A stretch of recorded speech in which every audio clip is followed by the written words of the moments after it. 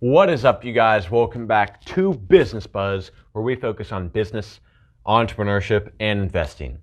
Today, I am going to be taking you guys through the 5-year budget plan to make you rich. This is a budget plan not made by us. It was made by Li Ka Shing. He is actually in the top 20 richest people in the world, and he invented this plan and wrote it into one of his books. This guy did not start off with a boatload of inheritance money or anything. He actually built his own wealth, and he claims that these are the reasons that he was able to build so much wealth. Guys, for this budgeting plan, of course, if you're in a unique circumstance like most of you probably are, or at least will be someday, like say you have kids, you're obviously not going to be able to save as much money as a budget plan says. And, let's say you have debts to pay off. The budgeting plan doesn't apply to you, or at least you should alter it.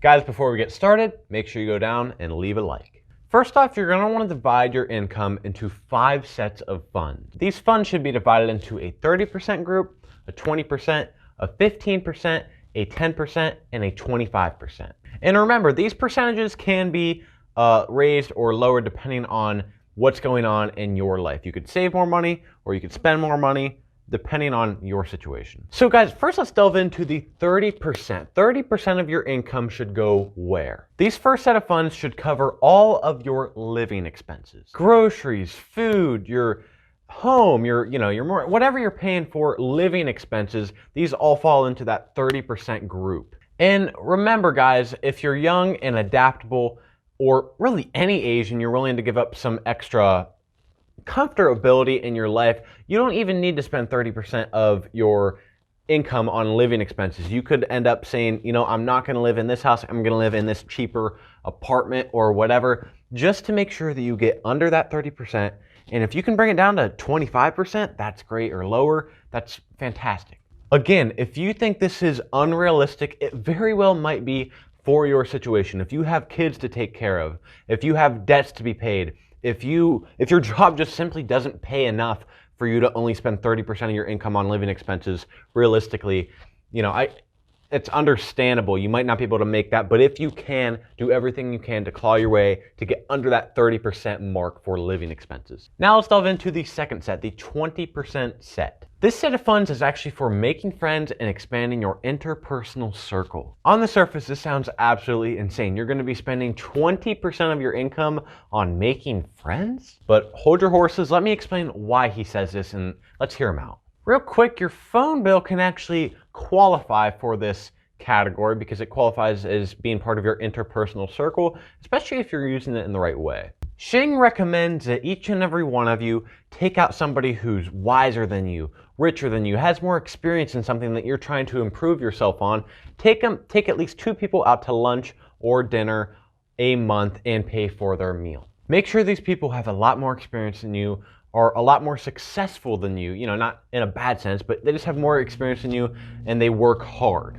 If you do this every month, by after a year, your circle of influence will grow tremendously. Networking is one of the most important things in this world, and it will pay dividends in your future. And again, if you're not gonna actually spend 20% of your income on this, because in my opinion, I think 20% is a little high for this. Is it really gonna cost that much? Maybe not. So maybe actually part of this 20% can be moved to savings and investments. The third set, the 15% category. This set is for learning and pushing your education further. With this set of money, you're gonna be wanting to spend money on things like books. And I don't mean, fiction books like Harry Potter. I mean books that can actually teach you things that relate to something, to a goal that you're trying to achieve, generally financial wise. So financial type books, those will help you out. When you read these books, though, make sure that you do read them carefully and consume everything that you're reading, or else you're just wasting your time. And remember to put into action what you read, because that's all that really matters. Also, if you want to take a course of some sort, whether it be on Udemy or an actual college course that can help you out, then save up some money in that 15% category and spend it on that. Successful people have been known to do this. In fact, Warren Buffett actually used to attend Dale Carnegie's public speaking course. Another great part of learning things and doing different courses, especially if they're in a physical location like a college, is that it can also be applied to the last category. You might also be doing a little bit of networking when you're gaining new knowledge, because you're going to be around like-minded people with high ambitions. Set number 4, the 10% set. This set of funds is strictly for traveling. Make sure that you travel at least once a year, if not more. This will expose you to the world just in a general sense and increase your experience in life that can help you out. Traveling can really change your perspective on life. If you ask anybody who does a lot of traveling, they will tell you this, and you'll meet a lot of new people. Again, this can even apply to networking. Honestly, anything can though. And not to mention, traveling can also be a part of enjoying your life. You know, when you look back on your life and you say, oh man, I really wish I would have done more things and had more experiences, you definitely don't want to be saying that. So even though it's important to save money, traveling, while it can help you in that sense, more so I would say, you know, have some experience in your life. The last set, the 25% set. This set of funds is strictly for the thing that we love on this channel, investing. This can mean putting the money in your Roth IRA or your 401k, which we did make a video about, or it can mean just putting it directly in the stocks that you pick, or it can be in government bonds.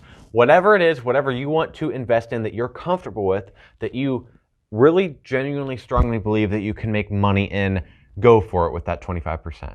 Again, these percentages can be changed depending on your specific circumstances for your life, but the most important thing is that once you do figure them out, follow the dang budget. Follow the dang budget. I would also recommend setting aside an emergency fund.